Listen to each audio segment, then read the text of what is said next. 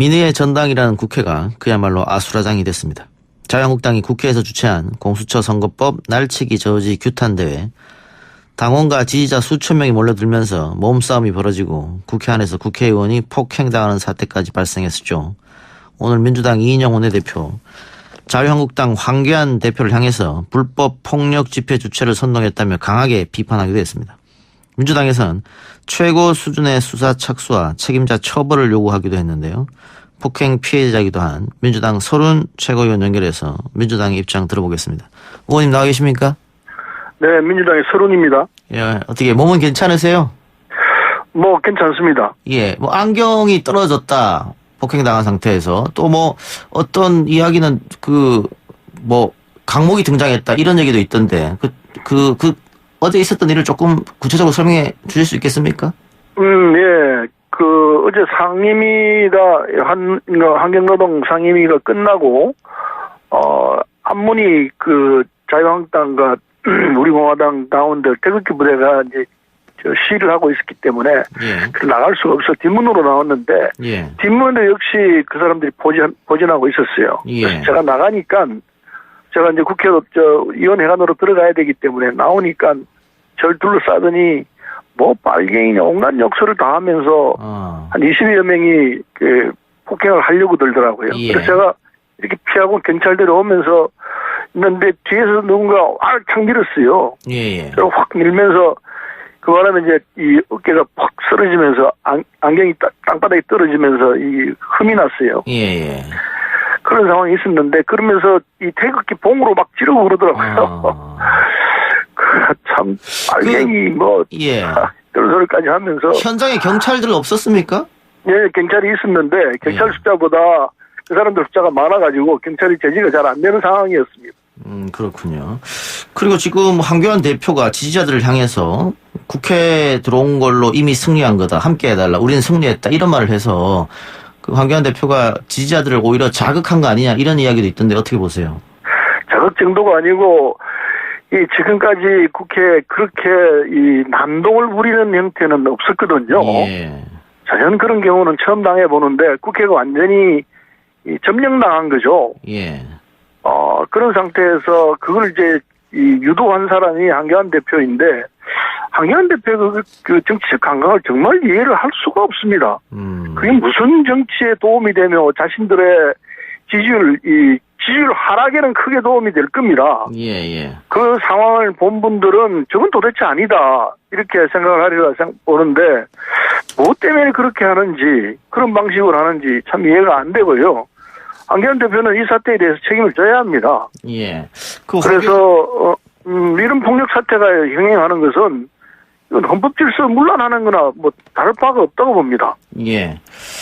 그런데 지금 자유한국당에서는 이 책임은 문희상 의장에게 있다 이렇게 얘기하던데요. 그 말이 안 되는 소리죠. 문희상 의장하고 무슨 상관이 있습니까? 시위를 한 사람인데 문희상 의장이 지휘를 했습니까? 아니 그럼 폭력 시위를 하도록 황교안 대표와 조은진 의원이 유도를 했고 그리고 태극기 부대가 들어와서 그런 난동을 부렸는데 문 의장이 그걸 하라고 그랬겠습니까? 말이 안 되는 소리죠 그건. 아까 의원님도 말씀하셨습니다마는 황교안 대표가 이 여의도식 정치 셈법을 전혀 모르는 것이 아닌가 이런 지적도 좀 있거든요. 참 몰라요. 이걸 정치라는 게 기본적으로 타협과 그리고 협상에서 꾸려져 나가는 것인데 황교안 대표가 정치 현장 경험이 없어 그런 건지 이게 그냥 막무가내로 싸우는 것이 최선이다 이렇게 생각하시는 것 같아요. 안타깝게 짝이 없고 오늘은 어떻게 하는지 모르겠습니다만은 어제 같은 상황 오늘 같은 이 상황을 만들어내는 것은 결정적으로 자신들에게 불리하다는 걸 알 터인데 자유한국당 몇몇 의원들이 이거 큰일 났다 하는 식의 이 반응이에요. 자유한국당 내에서도 지금 이렇게 가는 것은 좋지 않다 이런 반응이 지금 나오고 있는데 좋지 않을 뿐만 아니라 이건 많은 쪽으로 가는 거죠. 걱정을 많이 해요. 황교안 대표가 처음에 자유한국당 대표가 되면서 보수 지지자들한테 박수받았던 것은 법치주의를 강조하는 그런 모습이었는데 과거 민노총에서 국회 담장 무너뜨릴 때 그때 굉장히 법치주의를 강조했었거든요. 있을 수 없는 일을 하면서. 그런데 지금 하는 모습 보면 법치주의하고는 거리가 좀 멀어 보인다. 법치주의 저분이 과연 이 법무부 장관을 했고 저분이 총리를 했던 분인가 의심할 수밖에 없어요. 상식 밖에 지금 이 행동이 벌어지고 있는데 이런 폭력 집회를 선동해서 하자고 한다는 게 정말 이해가 가지 않습니다. 예. 민주당은 어떻습니까? 법적 책임도 묻겠다 이런 생각이십니까? 당연히 법적 책임을 물을 수밖에 없죠. 예. 제가 무슨 복면을 당했다기보다도 예. 이런 사태가 또 일어나게 해서는 안 됩니다. 예. 그래서 이번 사태로 마감을 한다는 의미에서도 이 사태에 대해서 책임 있는 분들에게는 과감하게 책임을 물어야 하지 이걸 두 번 또 되풀이하게 한다는 건 있을 수 없는 일이라고 봅니다. 예, 아까 제가 민주노총 이야기했습니다만 올해 4월 초에 민주노총이 국회 앞에서 시위를 벌이다 경내 진입 시도했을 때 검찰이 징역 4년을 구형했었거든요. 특수공무집행 방해죄로. 그 정도 처벌이 있어야 된다 이런 생각이시죠? 처벌 수준은 저도 법률 전문가가 아니라서 잘 모르겠습니다만 어쨌든 이 사태에 대한 책임을 누군가 지어야 하고 그 책임의 최종점에는 황교안 대표, 조은진 의원이 있을 거라고 저는 확신하고 있습니다. 알겠습니다. 국회 폭력 사태에 대해서는 거기까지만 여쭤보고요. 자, 4+1 협의체 단일안 어떻게 나오는 겁니까? 그건 그렇게 어려운 문제는 아니라고 생각합니다. 예. 예, 정의당이나 바른미래당 쪽에 또 민평당 쪽에 계신 분들 입장에서도 예. 오늘부터 이 등록을 하도록 돼 있지 않습니까? 예비 후보. 예. 그런 상황에서 아직 선거법이 확정이 안 된 상태에서 예. 이런 상황이 벌어졌기 때문에 우리로서도 국민 보기에 민망하죠. 예. 그래서 최소한 4+1 체제에서는 선거법 단일안이 나와야 되고 예. 그건 충분히 가능하다고 생각합니다. 민주당이 뒤늦게 약속을 좀 어기는 거 아니냐 이런 지적이 있습니다. 석표율 제도라든가 비례대표에 캡 씌우는 문제라든가. 근데 그 석패율제에 대해서는요. 예. 우리가 원래 생각했던 것은 영남 호남 간의 이 갈등이 심하기 때문에 예. 영남에서 아쉽게 떨어진 일테면 우리 당 의원이 후보자가 있겠죠. 예. 그런 분을 구제하고 또 거꾸로 호남에서 아쉽게 떨어진 이 한나라당의 이 후보를 구제해서 영호남의 갈등을 좀 줄여보자는 취지에서 이 발상이 나왔던 건데 예. 지금 석패율제가 운영되고 있는 이 내용은 지역 갈등 구도를 좀 무마하는 부분보다는 정치적 거물을 정치 현장에 남아있게 하는 이런 결과만 가져오기 때문에 예.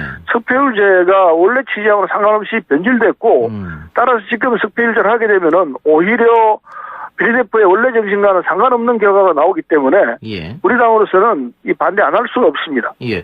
그렇게 석패율제 반대하고 비례대표에 캡을 씌우고 하면은 또 그 정의당이나 바른정당 쪽에서 계속 반대할 수 있지 않습니까? 그럼 하나의 안으로 나오기 어려울 것 같은데요?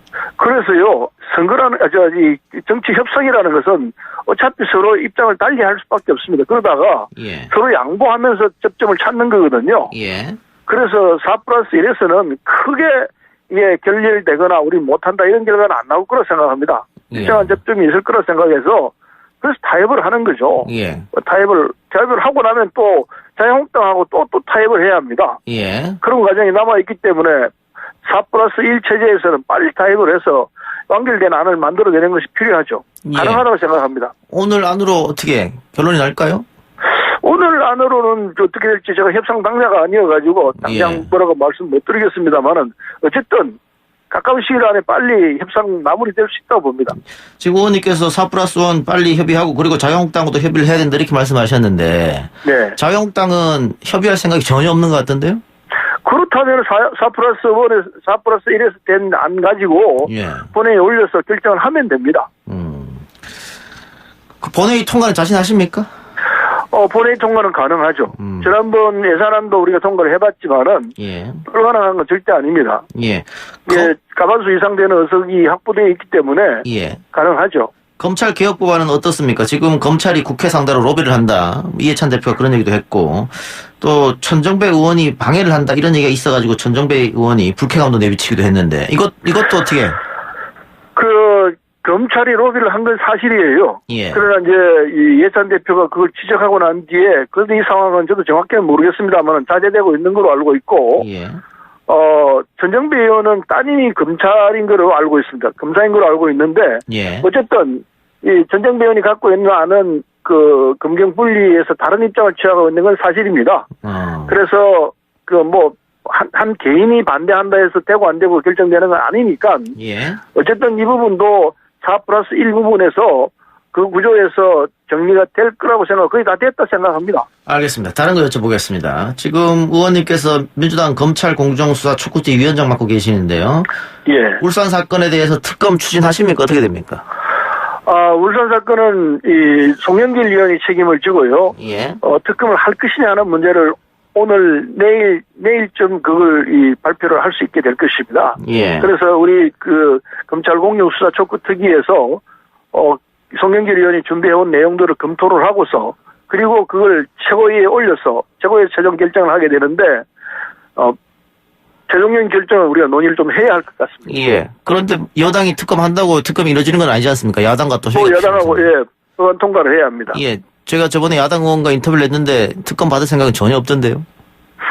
그건 뭐 자기들이 받고 안 받고 하는 문제가 마음대로 결정되는 건 아니고요. 예. 역시 우리는 4+1 체제가 있기 때문에 그 체제 내에서 특검이 가능할 거라 생각하고 있습니다. 4+1 체제에서. 그래요. 예. 오늘 이낙연 총리 후임으로 정세균 의원이 후보자로 임명됐습니다.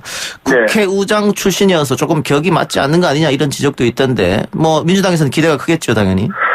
그런 지적이 있을 수 있습니다만 그러나 이 의장을 하셨다 해서 총리를 하지 말란다는 그런 법이 있는 건 아니고요. 예. 관행상 그게 좀 어색하지 않느냐는 정도이지 안 된다는 건 아니거든요. 예. 그래서 특히 이제 이 정세균 의원은 경제 전문가이고 그리고 국회 경험이 많기 때문에 이 상황에서 적임자라고 판단이 되죠.